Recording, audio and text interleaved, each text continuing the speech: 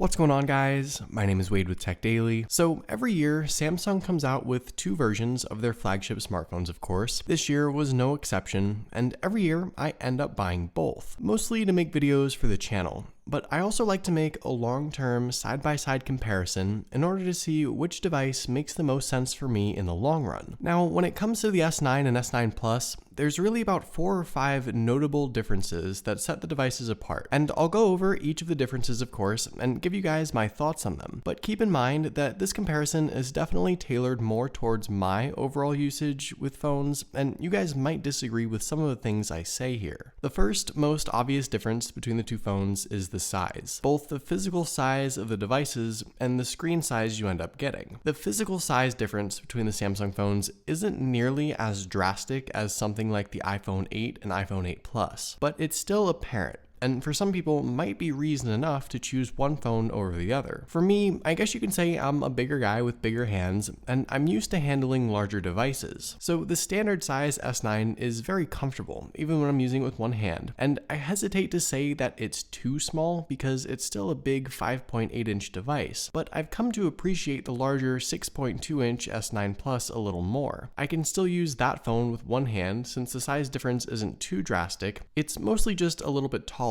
So getting to the notifications requires a bit of a shift of the hand, but for me it works. For other people, it may genuinely be a two-hand device. Around back, reaching the fingerprint sensor on both devices is pretty much the same experience. Samsung put it in the right place. It's just slightly higher than dead center, and it's easy to reach on both phones. I know some people probably don't even use the fingerprint sensor, but I just thought I'd at least mention it since it was sort of a controversial thing on last year's S8. As far as the screen size and overall screen real estate, I'm not so sure that you're really able to utilize that much more on the S9 Plus. The screens themselves are the same resolution, and because of that, the pixel density is higher on the smaller S9, but for me, that's not a difference I notice. There also aren't any different features or software cues between the phones, and in some regard, I'm glad that the difference isn't so drastic, but at the same time, I'm not sure that the screen size is necessarily a deciding factor. Another big difference between the two devices is in the camera department. The standard S9 ships with a 12 megapixel shooter around back, and by itself, it's still one of the best cameras on the market, no doubt. On the other hand though, you've got that dual camera setup on the S9 Plus, which includes an additional 12 megapixel lens that packs a couple of unique features. The first of which is a variable aperture, the first on any smartphone, and with this, you can get better shots in low light and also improved portrait mode capabilities. For the hardcore photographer, this is a really interesting feature, and something Samsung stressed pretty heavily when they announced the device. The secondary lens is also the telephoto lens, so you get 2 times optical zoom in pictures and video. In practice, the dual camera setup with all the extra features on the S9 Plus yields some incredible pictures and videos, and I have a really nice camera comparison video that I'll link on screen if you want to see all that in action. The two devices also have a couple of distinct differences with the internal specs, the first of which is the battery capacity. The standard S9 rocks a 3000 mAh battery, and the S9 Plus has a 3500 mAh battery. So in theory, you might be expecting about 15% better overall battery life on the S9 Plus. And in real-world usage, while the S9 Plus's battery has to power a slightly larger display, I've found that the battery life is better, particularly with standby time. And during a full day's use, I've gotten an hour or more of usage out of the S9 Plus. So it's nothing amazing, but it's certainly noticeable overall. The other difference between the two devices is the RAM. The S9 gets 4 gigs and the S9 Plus gets 6. And in all honesty, 6 gigs of RAM on a smartphone is sort of overkill for most people. I'm all for having the best specs possible, but a vast majority of smartphone users who just browse social media will not utilize 6 gigabytes of RAM. But if you're the kind of person who enjoys heavy multitasking or graphics intensive games, or if you'd like to sort of future-proof your phone and keep it for a few years, 6 gigabytes of RAM is kind of hard to pass up. In real-world usage, it was kind of hard for me to see a noticeable difference in app loading speeds or how the phones handled multitasking, but I think in the long run, as apps get bigger and Android updates continue to roll out, having 6 gigabytes of RAM will be a noticeable advantage. The last major difference between the phones, of course, is the price. Unlocked directly through Samsung, there's a $120 difference currently between the two phones, and some people might argue that if you're spending over $700 on a phone, that extra $120 shouldn't be that big of a deal. But for some people, it really is, and you sort of have to decide if the bigger sized phone with the dual cameras, the larger capacity battery, and more RAM is worth $120 to you.